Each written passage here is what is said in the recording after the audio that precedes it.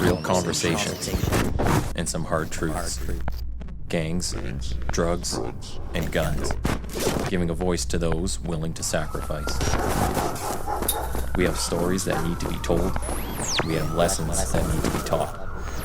Protect and serve. Welcome to The Quiet Professional. Hey everybody, back again. It's Nathan Romas with you, and today we have Kelly Rosnau. That's correct. Staff Sergeant with the Edmonton Police Service Youth Integrated Services. And we're going to be talking school-heavy topic here, and just in time for school to be back in session. And we're going to go talk about the School Resource Officer Program as part of our discussion. But I'll give you a little bit of background on Kelly, and he gave me permission to call him Kelly. So, start here with Kelly's born and raised Edmontonian. He's been a member of the Edmonton Police for over 27 years. He's worked in areas such as patrol, school resource officer program, professional standards, chief's office, and crime suppression, to name a few. He's done work as both a sergeant and detective in various capacities, and is now the staff sergeant, as mentioned, with the Youth Integrated Services section. Kelly's a wife of 25 years and 2 children who are both in post-secondary school in Edmonton, which is very fitting for today's topic. So welcome, Kelly. Thanks, Nathan.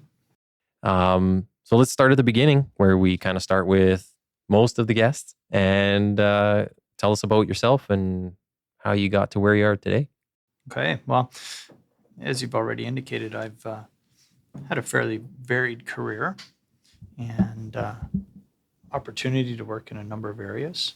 And you know what? I consider myself very fortunate. It's been everything I ever wanted in a career. I have no regrets. And I think that's a key for anybody when you enter into a career, that you have no regrets at the end of it. And I truly am nearing the end of it. I think I will finish my career overseeing the School Resource Officer Program.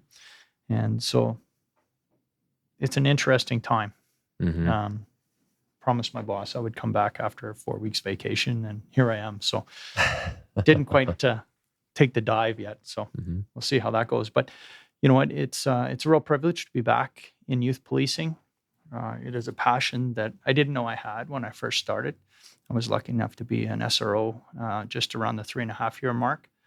Went to one of the biggest high schools in the city and spent just over 3 years there. And it was a turning point in my career. It was an opportunity to see that the majority of young people in the city are good people. Mm-hmm. I started my career downtown, started thinking that everybody that we dealt with was indicative of the entire population. And I learned very quickly when I was at the school that all young people dress the same. Doesn't matter if they're engaged in criminal activity or not. Mm-hmm. And I learned very quickly what they tell you in recruit training, that about less than 5% of the people that interact with, 95% of the people that interact with police represent only 5% of the population. And so in a school of 2,000 plus kids, you learn very quickly who your main players are. And they're the ones that, unfortunately, you interact with the most, because they're the ones that are doing the risky behavior.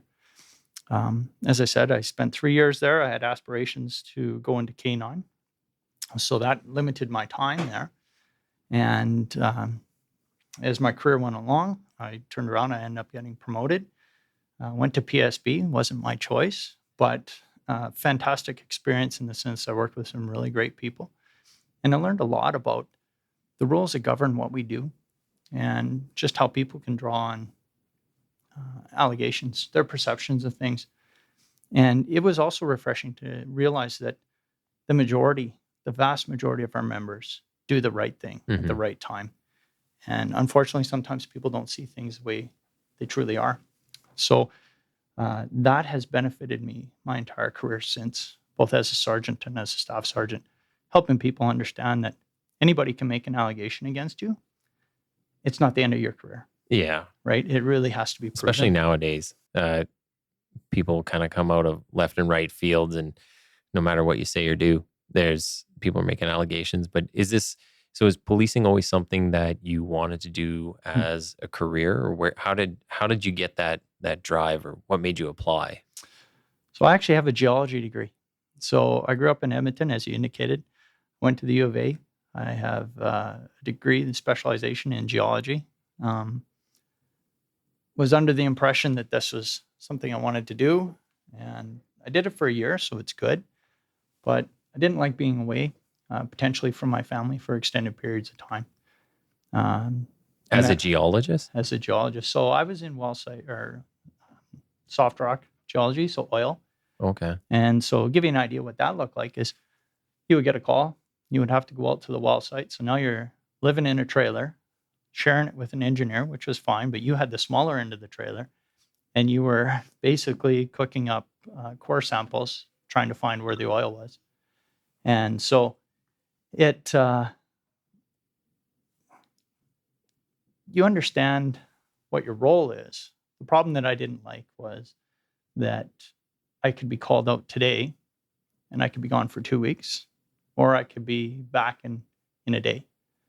And it really, to me, didn't appeal to me what it meant to have a family. Mm-hmm. And, that's always been a priority for me. My family is the most important thing in the world to me. And so knowing that I wouldn't be there for large periods of time didn't appeal to me. And there was a member on the job who I knew started sharing some ideas, and sounded interesting. And so right out of university, I'd applied. And it was at the time, so that was 1993. So it was a time where there was lots of challenges. But by 95, I was accepted into class and haven't looked back. No regrets. Mm-hmm.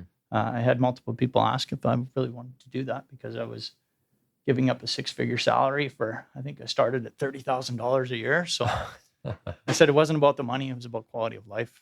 Mm-hmm. And I can honestly say that although difficult at times, this career has provided quite well for my family and I. Yeah. So when you said you started downtown. Yes. And some downtown patrol. Mm-hmm. And what was your career like starting out there in 95? It would have been, 96 was 96. About the time we hit the street. So the summer of 96, I graduated, and it was full on. Like, there's no time to sit back and watch. Downtown was blitz policing at the time. There was, you walked out the door, you could get arrested because we had all the drag bars and whatnot that were present. So you had to learn very quickly. And I was fortunate enough, I was in a great squad with some fantastic people, and the majority of which are still on this job. Although Superintendent Pallas just retired, he was my field training officer. And we had a lot of fun. We worked hard, a lot different than policing now, for sure. But really set me up for, working hard and giving me ideas of what I wanted to do with my career. Mm-hmm. And then so school resource came up. It was something I was interested in. I've always had an affinity to work with young people. I'm the oldest of 3 boys. So it jumped into that. I was fortunate enough to get on just after 3.5 years on the job. So I was quite junior. And it was something that lit a fire. And when K9 didn't work out for me, promotion was kind of, okay, now what do I want to do? So I got promoted, and then I waited. Mm-hmm. Pardon me, spend 3.5 years in PSB because I knew there was going to be an opening in the SRO unit. So I got to go back as a sergeant. I was one of 2 sergeants at the time. And so taking what I had known or had learned, and working with some really solid people, both as colleagues and as direct reports, really was able to enhance what the SRO unit did. We implemented a number of things. Lockdowns became a big deal, especially after Columbine. So was Columbine, when that happened, that had a major effect on Canadian police, but also, I guess, schools in general? I think so. You know what? It changed the way for policing, how we responded to those types of incidents. right? We started to, as an organization, we started to train as a rapid response to those type of events. Obviously, with schools, they started to look at what they could do. Even though we had SROs in the schools at the time, the direction was is you'll wait for a team before you engage. Mm-hmm. And so kind of a difficult pill to swallow sometimes when you're the only person who's authorized to have a firearm, for example, in a school. And so lockdowns were implemented. We started to see those type of procedures being developed. And so by the time I got to the SRO unit in 2004, lockdowns were a thing, and we continued to develop that. The unit actually got the schools to, worked with them to mandate 2 to 3 per year. Mm.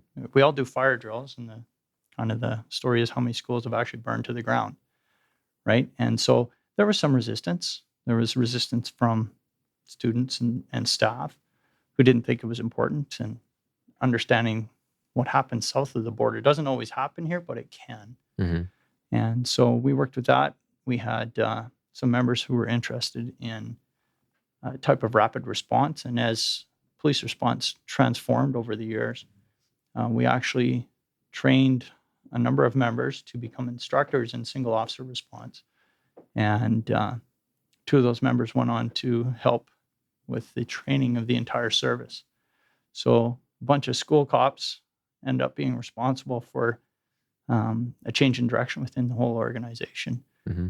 And as a result of a number of things that we did at that time, 2014, we actually won the Model Agency Award from the National Association of School Resource Officers, which is an international organization out of the United States. We were the first Canadian agency to do that. So pretty big kudos to everybody who was working on it. And it was just a real pleasure and an honor to be a part of that. I actually haven't heard of this organization. So it's an international school resource officer program? Yeah, they call it NASRO.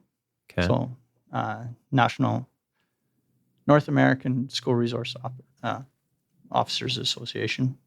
So this is during this time you're a sergeant That's correct. for the SRO unit. Yeah. And we were kind of talking briefly before we started recording here. You are one of the few people who's had the kind of the distinction of working in a unit in several different ranks. So I thought that was kind of a cool aspect because you see it right from the ground level all the way through to what you're doing now, where you're saying it's more of administrative and the maybe dealing on the political side of things. So Yeah, very much so. It was something I wanted to go back to as a sergeant. I did 5.5 years there, tenure kicked in, so I had to move. And then when I became a staff sergeant, it was an area I always, like I said, I had a passion for.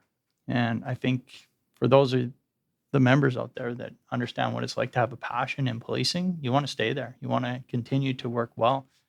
And I get the tenure piece. So the opportunity to come back as a staff sergeant and to further assist with what they're doing, moving the ball forward, especially in a time like this. There's lots of controversy around police in schools, controversy within our own city, obviously with Edmonton Public.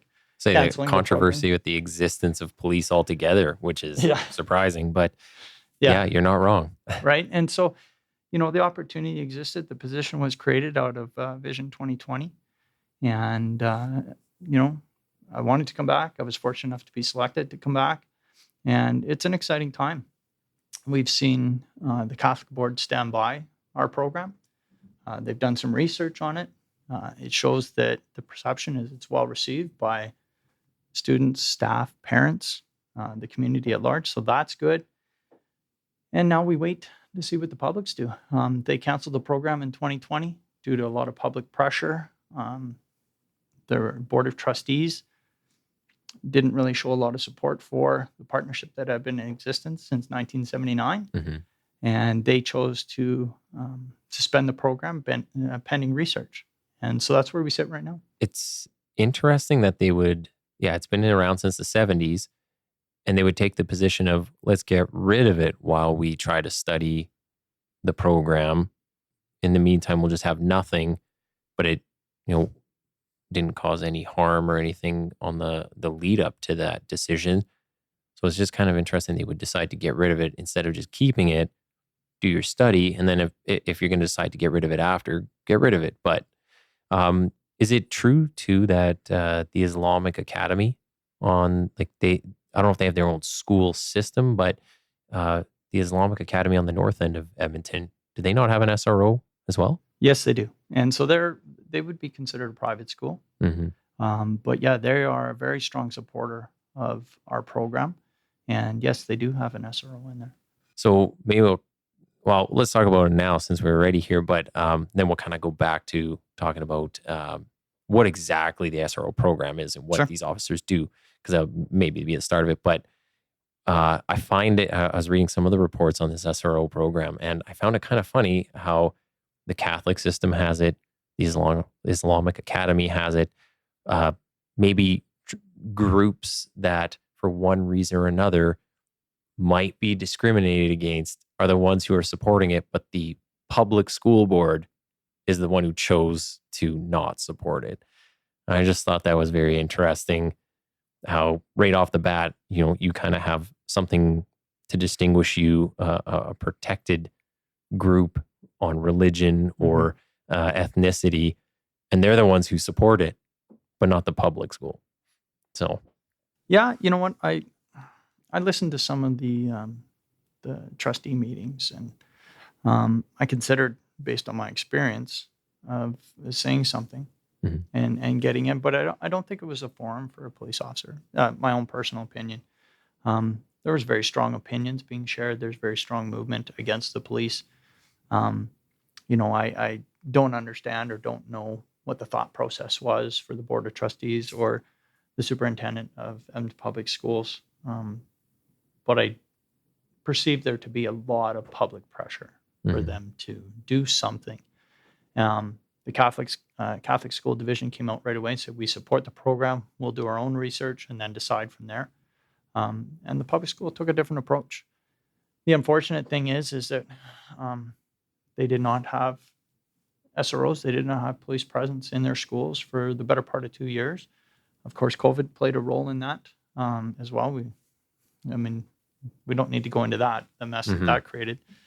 But we still have relationship with a number of the principals. They still call my sergeants for advice on certain matters. They still reach out to neighboring SROs who are in Catholic schools. So the decision wasn't a unanimous one, clearly from top down. But we've kept track of the number of times they've called. And we know that in talking to them, obviously, if you have a police officer that works on a beat, you get a higher degree of service than you do with patrol, because patrol is covering a much larger area, and your level of expertise on how to deal with certain things. And truly, when you look at the SRO program, they're specialists in youth policing. So they understand what is needed. They build rapport with the youth. So if they're dealing with somebody, they typically have an idea of what they're dealing with, what their background is, maybe what they're struggling with at home or socially at school. And they can work with them.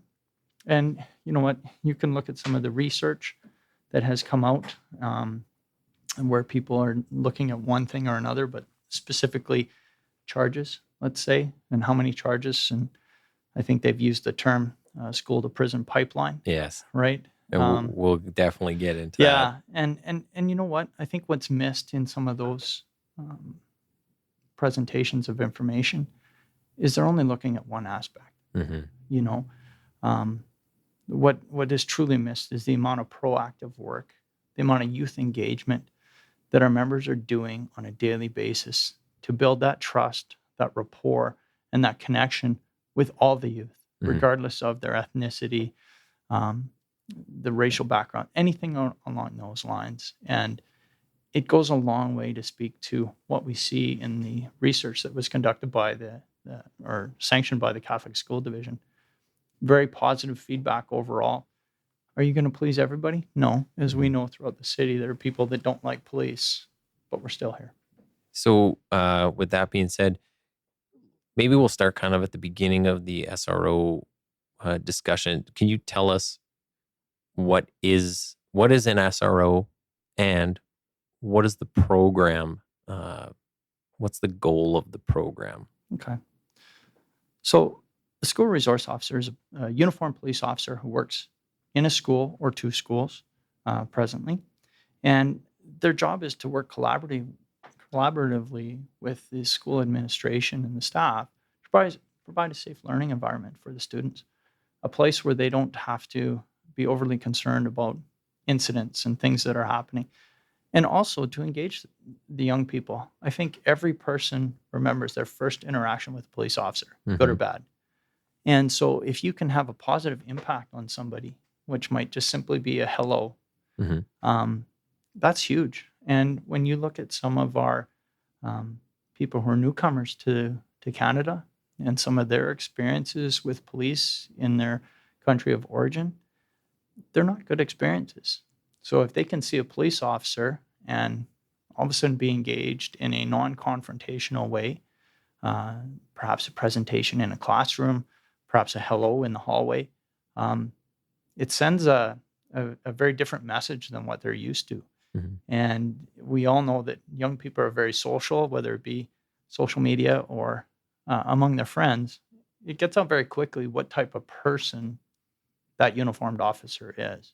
And if people are saying, hey, you can trust him or her, they're a decent person, it starts to change perspectives. So as I said, we work with administrators. We address issues that arise in the school. We try to educate. I'll give you an example. We had a member in a school identified that consent was an issue in regards to relationships, and realized that this was a concern among his school. Proceeded to conduct presentations to the entire school. I think he hit 95% of the school population, and as a result, turned around and had multiple conversations with people afterwards, as they either had questions or in some cases there were disclosures that led to some investigations because people were victimized. But what it does is it opens up those that might be afraid to come forward to go, Constable just spoke in my classroom. I have some questions. I think I'm going to go talk to him or her. And so it really breaks down those barriers. And then, of course, our members are engaged in multiple activities, field trips, classroom presentations, as I've stated, often mentoring or coaching. So that can be a team, it could be a club, it could be music. And so the purpose is for the members of the public, in this particular case, the young people, to see police in a different role, to see the person behind the uniform. Our uniforms can be intimidating, there's no doubt. But each one of us has a life behind a uniform. And it opens up that opportunity for these young people to see that, hey, they did this when they were young. I do that. Yeah. Wow, we have a lot in common. Yeah. Right? I mean, we all have chosen jobs. Just because we carry a gun doesn't make us bad people. Well, I think a lot of people just, whether you watch movies or you see, now it'd be like social media, and you just catch all these little clips of cops. People don't know how to interact with somebody in a position of authority. And it's different than like a teacher or your parents in a position of authority, because we have some rules that we have to go by.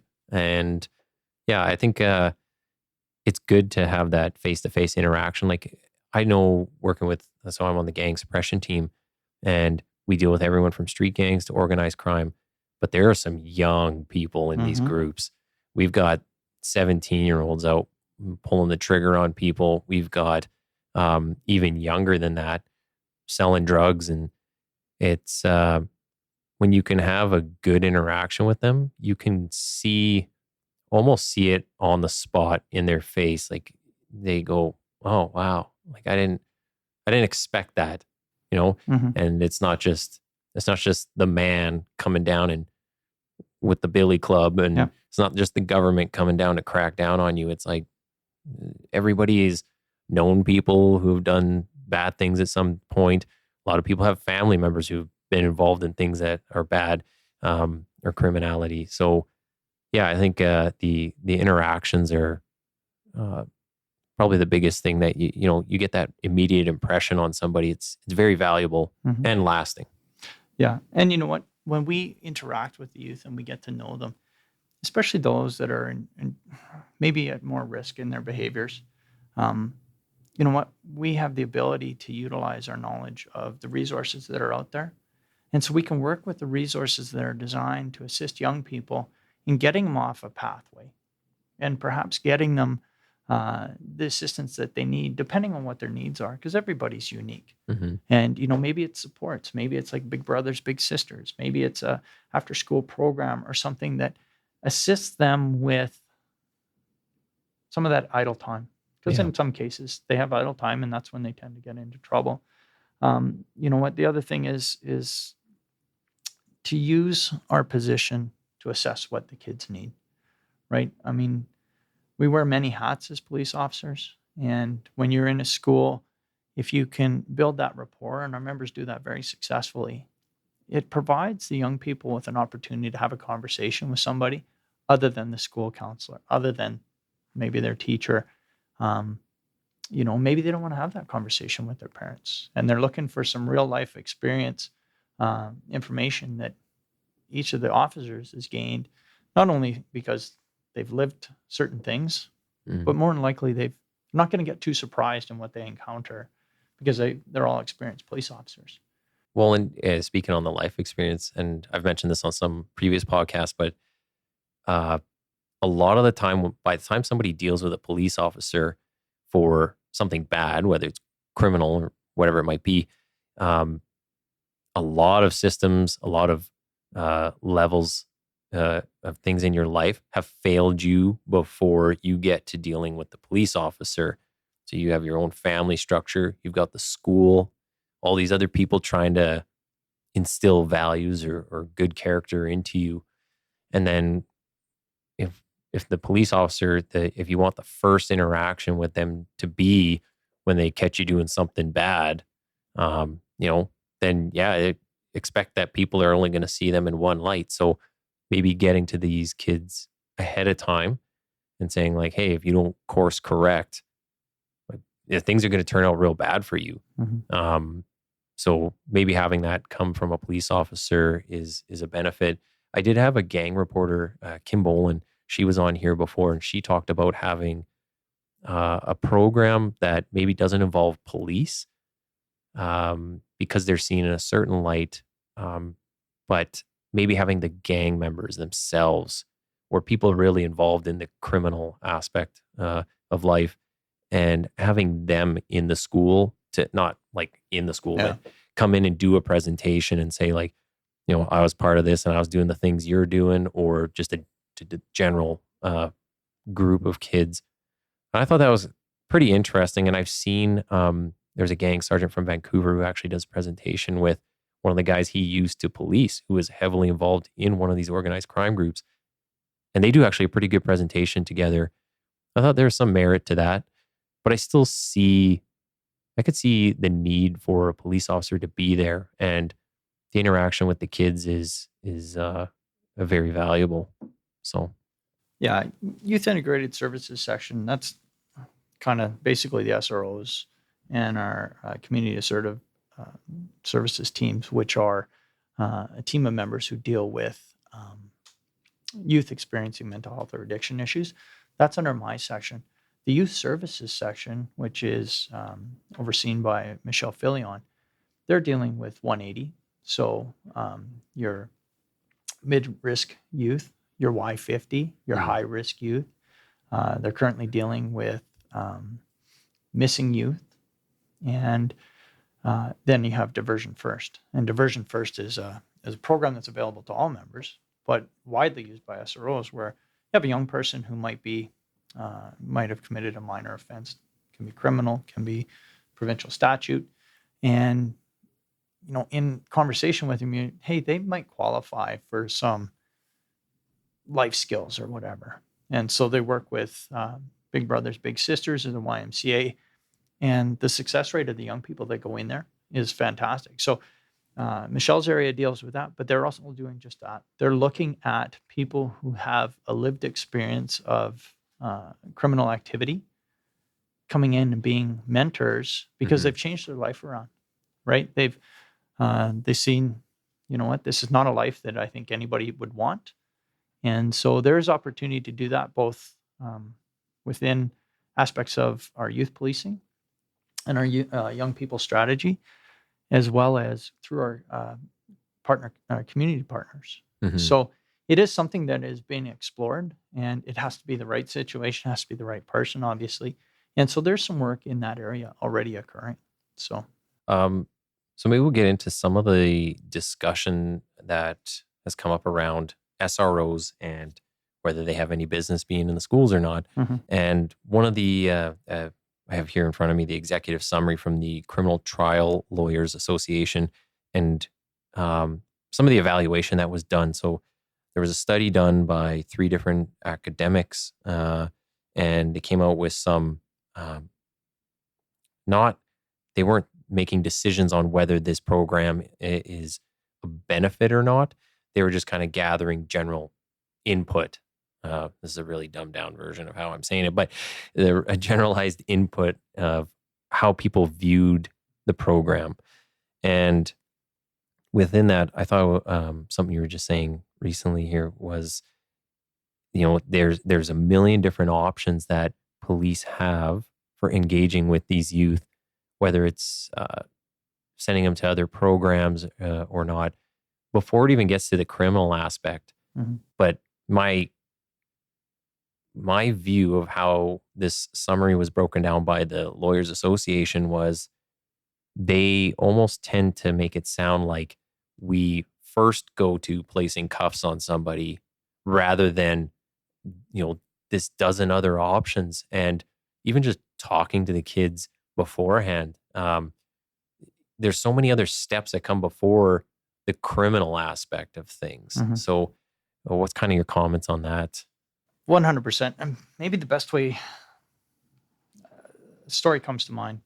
So as I said, I was at a large high school for 3+ years. And I went back to patrol. And I remember we got a call. My partner and I, we were assisting with a weapons complaint. Vehicle was pulled over. It was believed to have handguns in it. It was a big SUV. I think there was like 10 people inside. And so we roll up to the location. We're third or fourth car off. Members have occupants lined up against the side of a building that have been searched. And so they're outside. They're still dealing with, other members are still dealing with the car and whoever's still inside. And as we roll up, we can hear the occupants making a ton of noise. Lots of yelling, pigs, all the normal complimentary statements that are often made. And as I got out of my vehicle, or as we pulled up, I recognized a few of these young people, these young men from my school when I was an SRO. And as I got out of the vehicle, all I heard is, "Shut up, it's Roz, that's enough." And it stopped instantly and engaged, spoke to the one young person, and he informed me there were no handguns. They were goofing around, whatever. Matter gets resolved. And my partner, who was, I don't think he was my recruit. I think he was just done. Anyways, doesn't matter. He says to me, he goes, "What the heck was that?" He goes, "What did you do?" Because everybody just kind of stopped and looked in my direction because it went from being a volatile situation to one of calm. And I said, "It's nothing I did today. It's what I did with 3 years with that individual and his buddies." And what it was is daily interaction with these group of individuals. It wasn't just them, it was a number of them. And they knew where the line was. You established that line in the sand that said, you're good up till this point. After that, there'll be consequences. And it wasn't handcuffs. It was, that's not appropriate. And I established a rapport with this individual and the group, some of the group that was there. And it wasn't just a uniform they were dealing with. It was a person, right? And so to think that all we do is throw handcuffs on people is quite narrow-minded. There was research that came out just prior to the Catholic School Division releasing their research. And you're right, it talks largely about perceptions. The data is not good. The data that was used in all of these research programs was internally purposed. It was designed for the SRO unit to track what their members were doing, to have a record of how they were using their time, what type of events they were dealing with. So yeah, we did have the number of criminal charges that were laid. And to give you an example, in 2016, the original data that was sent showed, I'm just going to look at my notes here, 856 criminal charges in 21 schools over the course of 10 months.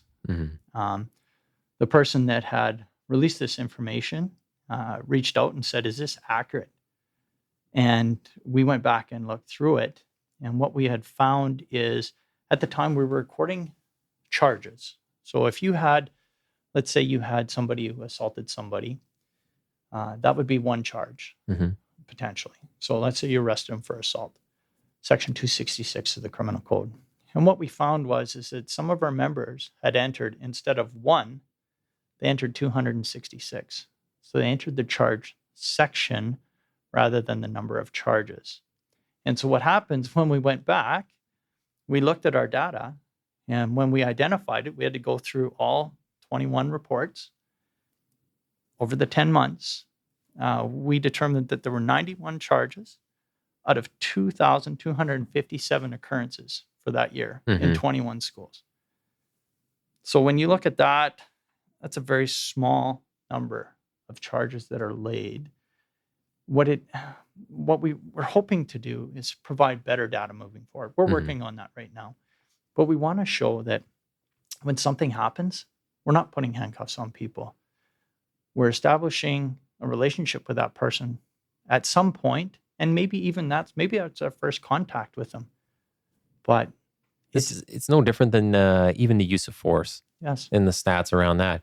And, less than 1% of the millions of interactions a day out on the street result in a use of force. And who knows how they're classifying the use of force. It could be just simply putting your hands on somebody. Oh, that's a use of force. Like, yeah, okay, let's get real. And then one of the lines that I thought was pretty interesting, and it fits right here, is it says the authors state, so this is from that executive summary I'm talking about, and I'll put a link to this in the podcast episode after. It says the authors state, there is no evidence that the SRO programs make schools safer. This is in contrast with the clear evidence that SRO programs increase arrests and criminal charges against children at school, a process commonly referred to as the school to prison pipeline. We'll get into that term in a second, but I just thought this was interesting. It's like, well, okay, if I have a school and no cops, no arrests are made. If I put a cop there, and they see something criminal, then an arrest is made. Well, duh. No kidding. And so should we just let people go and be victims of crime? And then, we're losing sight of who the victim is. And then we're worried about the middle person who's getting arrested when all this good work is being done to interact with them and have a positive impact on them from the police side of things. I just think some of the statements were actually sensationalized. Oh, for sure. And you know what? I'll take an excerpt from the Edmonton Catholic School District research, and they speak to this because in 2011, a follow-up evaluation was done of Toronto schools, and I'll just read it verbatim. A 2011 follow-up evaluation notes that the total number of specific serious offenses, weapons offenses, assault causing bodily harm, aggravated assaults, and robberies decreased between 2007, 2008, and 2010-2011 period. There was a notable decrease in weapons-related offenses in particular, and an increase in student willingness to report a crime to police. Given the findings, it was concluded the program was successful. We talk about uniforms. In the study, there was lots of recommendations around whether or not the members should be in uniform. Anybody who's been in uniform, who's walked a beat, who's gotten out of their car to look for something, your very presence deters crime and disorder. And the wearing of our uniforms in their full capacity, firearms, tasers, is a non-negotiable perspective from both our school divisions that we deal with. Our sergeant talks about this all the time too. It's about social control. Yep. And how you appear has an impact immediately on a large portion of the people that are out there. And as soon as they see you, like you could have 100 people about to do a riot, then they see the uniform show up. Now you're down to 50. Mm-hmm. You know, it has a huge play in the whole scheme of things, and it's not to be oppressive, but it's to make sure people know, like, okay, there's somebody here who will hold me accountable for my actions. Again, it's that person's actions that we respond to. So we're kind of losing sight of that as well when we do these arguments with that are getting made by all these other people. I like the analogy. Someone asked me one time, what's the first thing you do when you notice a police car behind you as a police officer in your own personal vehicle? I even start driving properly. Yeah, you look at your speedometer. Yeah. Right? And so we are socially programmed, and we're police officers, Mm-hmm. right? The first thing you do is, am I following the speed limit? So if we're the ones, maintaining the laws and enforcing the laws, and we do that, then it's only expected that the public would do the same. Yeah. Regardless of what they're doing. So yeah, it's, what, you could say that reporting goes up. Well, sure it does, because you got somebody you trust who's now immediately available. Mm-hmm. Right? And if, no offense to patrol, but they're running all over the city. Well, right? And if we look at like all these movements that have gone on, like Me Too and some other ones, it's, where we're encouraging people to report. Well, some people honestly just won't report because of the distance they have to go to get to a police officer, or maybe they're embarrassed to put a phone call in and they're like, well, I got to talk to this person, and then it goes to another person, and who am I really going to get on the end of that line? But if I have a relationship with an SRO, and some of the SROs I've talked to, they still get calls even once they're out of the school. People still have their personal number and will call them with general questions to reporting crimes, or at least getting direction on, like, hey, who do I talk to about this? And then that person might get you, somebody instantly to deal with you, and the right person to deal with you. You don't have to go through the whole rigmarole of everybody. So I can tell you, I left my high school. I left the SRO unit in 2003 as a constable. To this day, as a matter of fact, a few months ago, I met somebody who was a student at my school. And I call it my school because you take ownership of it. You take pride in owning what happens there. Came forward, and they were just like, Consty. And I mean, they all have nicknames, but Consty is often one that most of us got called. Yeah. And they proceeded to share with me how I impacted them. And the one individual indicated that when they were brought up, I think they had immigrant parents, they did not like police. And, this individual even said, you probably don't remember me. And honestly, I didn't. But they indicated I wasn't a very nice person, but you always treated me well. You always treated me with respect. And you changed my opinion of police. That's huge. Yeah. And I did. And I'll be honest, I had no idea. Well, and the reason they didn't like police, though, wasn't because of their interactions with, the police here. No. Is because parents are telling them one thing. Maybe they saw some things wherever they're from. Yep. But again, it's like, well, I think a lot of these studies, they get done, and it's the word perception or feelings is in there. Well, we're talking to a bunch of 17 and younger kids. I don't know if their perceptions are always the most accurate, and they lack a lot of life experience. And, you can ask questions, and I know this from taking marketing courses in university, the way you ask the question and the words you use, you can elicit a certain answer. So The other thing too is, I mean, with any study, you can look at this one statistic and two different people could read it two different ways. So Yeah. I think they'll get what they want out of it. But do you think so? Overall, with these programs, are I saw how it was broken down where they interviewed police, then interviewed administrators, and then they interviewed students. And overall, the perception and general feeling about all of this was that it was a good program and they believed in it.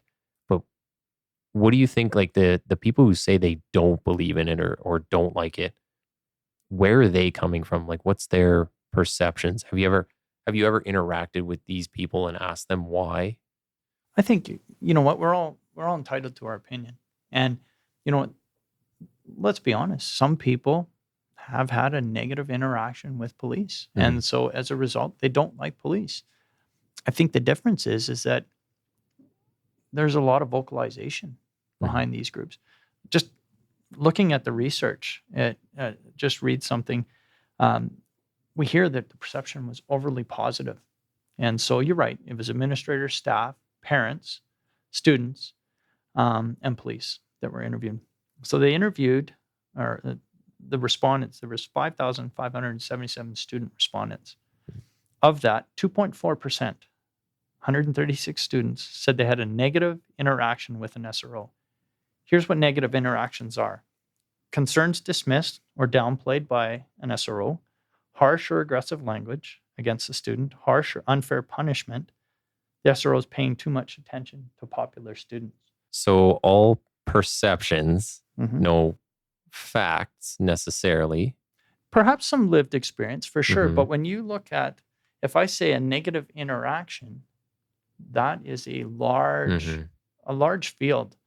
And when you look at what they've used to describe a negative interaction, you know, there's nothing in here that says, there's one line that says harsh or unfair punishment, but the other stuff could be, just simply being dismissed, or a perception of, well, they treated that person badly with very little knowledge of what actually happened.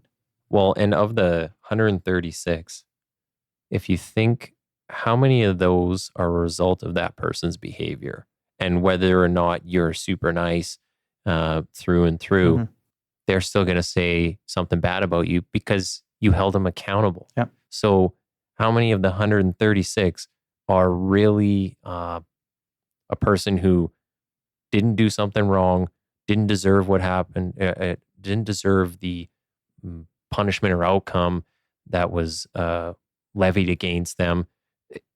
Like it's Yeah, and you you know what? quickly get down to like nothing. Yeah, well, they don't break that down, and that's Mhm. fair. But I think when you look at the percentage, right, 2.4%, right, that's a very small percentage of Mhm. people of the number polled, and then you go down to 1.6% of that group did not support the continuation of the SRO program. So what is the majority saying, right? Um, Schools are a microcosm of society. They truly are. Most of our schools are little United Nations. They Mhm. are multicultural, multi-ethnic, diversity like crazy, and that's awesome. And you know what? Our officers do an outstanding job of immersing themselves into the school culture and getting to know the various groups. Mhm. Because whether you're dealing with one group or another, there are differences within that group. Some are culturally based, some are religiously based, some are ethnically based. How you deal with that gives you the skills and the abilities to do so effectively as well as efficiently according to what we're sworn to do. And in the critique that comes out of the CTLA, in the other research that was done, they fail to recognize the degree of what's the word I'm looking for? The ability that we have to look at multiple discretion. Mhm. The degree of discretion that we're allowed as police officers, and I would suggest it's exponentially increased as an SRO, because I don't have to deal with I might deal with a situation. Let's say it happened. Let's say it was an assault. I don't have to go track down the person that conducted the assault immediately because I know they're going to be at school tomorrow Yeah. or the day after. And you know what? If you have done your job well, as I said, most of our SROs are excellent. They're going to have a rapport with that kid at some point. And so it's just simply, hey, I need to talk to you. Well, and right? I think a lot of the time it doesn't get mentioned how a lot of these officers are from multiracial families. They have spouses of different ethnic groups or racial groups. Their kids are half. It could be all white male SROs. Mhm. Well, I bet you a quarter of them, I would put money on a quarter of them are going to have biracial families, multiracial families somewhere, but all, the media just prints what they want to print to support the narrative. And they're not actually taking anything into account that like the facts. So, Yeah, you know what? I think that we're all members of this community, right? We all come from somewhere. And you know what? If we're just basing people on what we see, we know that we're not allowed to do that as police officers in the course of our duty, right? But you're right. If it doesn't prevent other people from making and passing those same judgments. yeah. You know, there were a number of recommendations that came out of this research. Some were able to already implement, Mhm. and some we're working on. But as you know, in policing, we draw certain people into this line of work.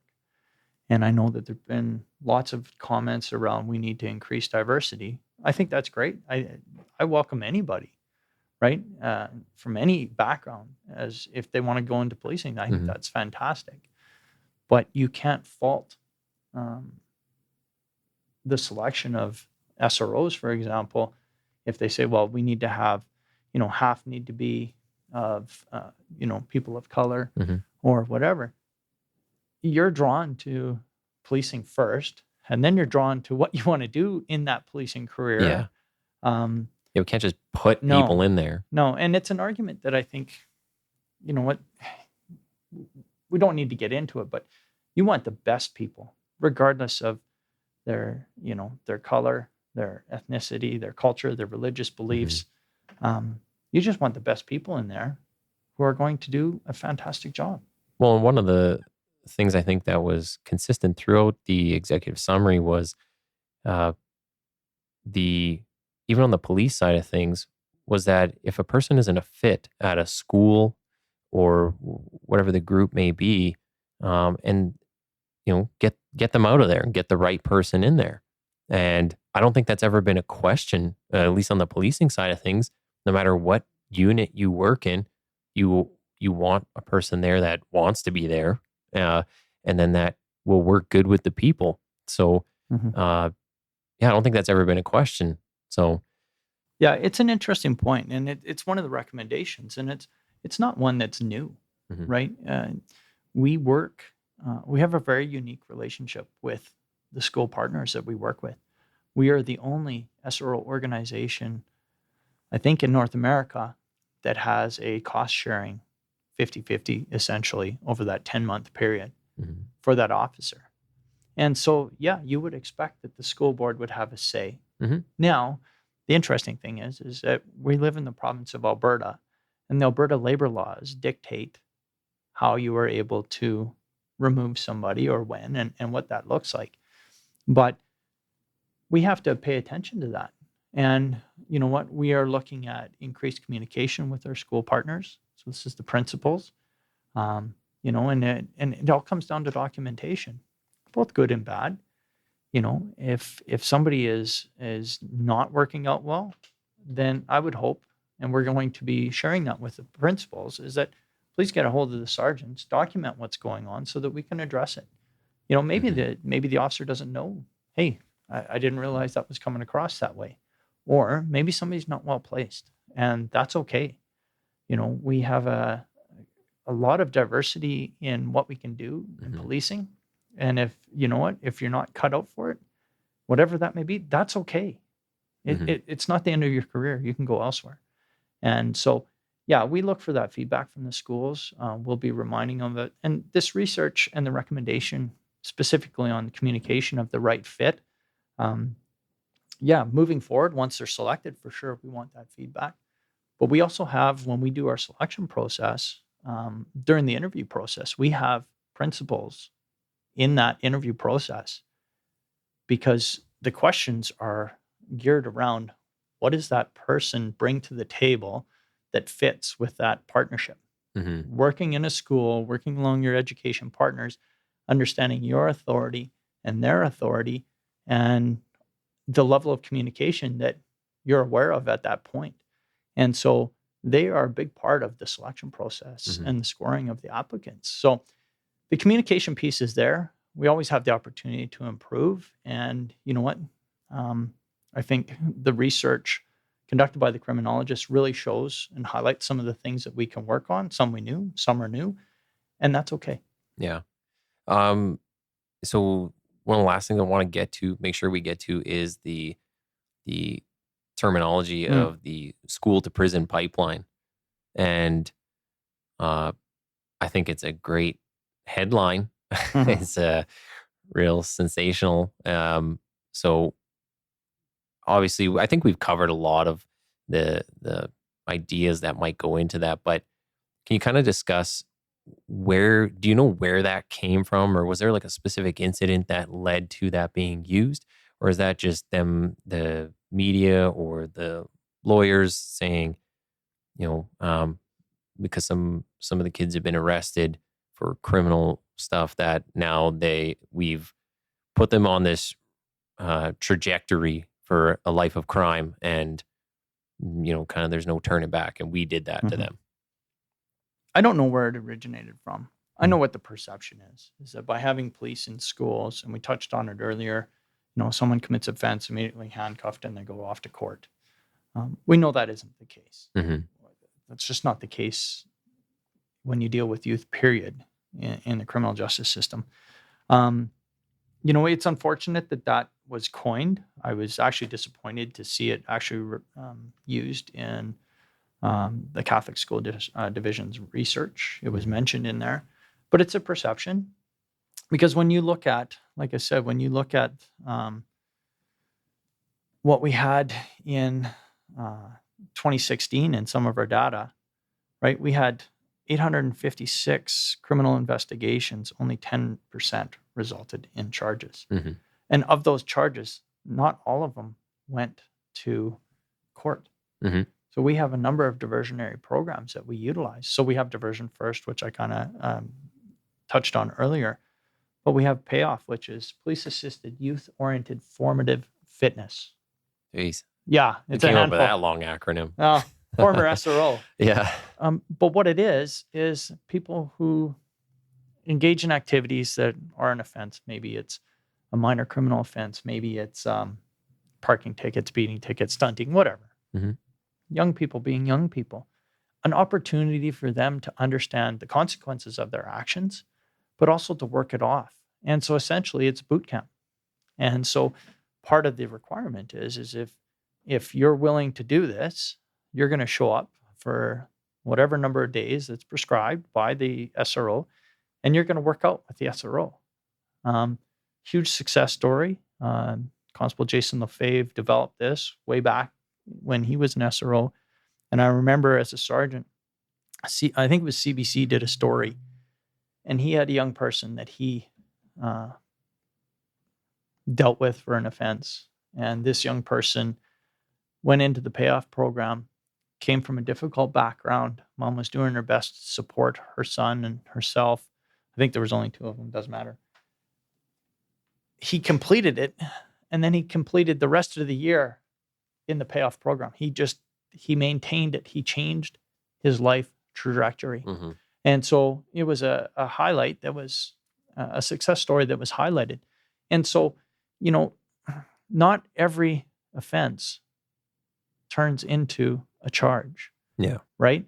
And we want to be able to tell that story better with our data. We want to be able to look at, okay, if we had, so for example, in 2016, we had 58 occurrences of Payoff. These are regular activities. for a total of 54 hours that our SROs committed to it. But the point is if I look at that, I want to be able to go back and say, okay, well, how many of those were criminal charges that didn't go to charge? How many of those were provincial statutes, those, traffic offenses, whatever the case may be? So we want to be able to tell that story. And when you are able to tell that story accurately with data, it supports the perceptions that are out there. And the CTLA has, in some cases, they have a point. This is perceptions. Yeah, we know our data wasn't great, but we're working to make it better. And I think there's opportunities when these type of research is conducted or people critique us. We as a police service, the Edmonton Police Service has done a good job of improving on what they do, whether we like it or not. And that's exactly what I see this as. So we've got the Catholic School Division, we got the Islamic Academy, strong supporters of our program, working with us to make it better. So, yeah, and I think you hit a good point there. Kind of leads to the idea of, we have something in place, and maybe it's not perfect, but you work on it, and you have something at least to start from. You have some sort of foundation, as opposed to the idea of just toss it all out and we'll start from scratch. Well, everything's been there at some point. Everything started from nothing, and look at where we are now. So I think it's better to look at what we have, be grateful for that, and then work on that and, make the improvements that you can, especially with the consultation from the organization. So, yeah. Is there anything else you think we missed that we should get to in the conversation? I think we covered a lot of ground. I think it was pretty good. Yeah, you know what? I think it's going to be an interesting year for us, for the organization as far and also for the unit. The Edmonton Public School Board has sanctioned the same researchers to do research within their school divisions. And so the anticipated date of the release of that information will be in November. I'd like to think optimistically that we will get invited back, but time will tell, and you know what, regardless of if we are or we aren't, we have strong community partners that we work with presently. The opportunity to get better and to meet their needs as times change, as social opinions change. At the end of the day, you can only ask that you're doing the right thing at the right time for the right reasons. Yeah. And, you're not going to make everybody happy, but yeah, that's policing, right? We're here to protect those that need to be protected. We're here to hold people accountable. And I think that accountability piece you had mentioned earlier is key, right? Some people just don't want to be held accountable and they don't like it. And so, as I said before, our SROs do a fantastic job. It's youth policing isn't for everybody, but for those that are in the schools, they're making connections that will change lives, and they will have people who will maintain contact with them throughout their life, regardless of whether they turn their life around or if they still are struggling. And I have had experience with both types of individuals throughout my career. And it's almost going on 20 years. So, you know what? I can only speak for myself. The program is a success. Yeah. I mean, lots of experience. 3 different ranks in this, dozens of years in it. Yeah. So I think you got a lot of experience to give a good opinion on this. So, yeah, I guess we'll wrap it up there. I want to thank you for coming in.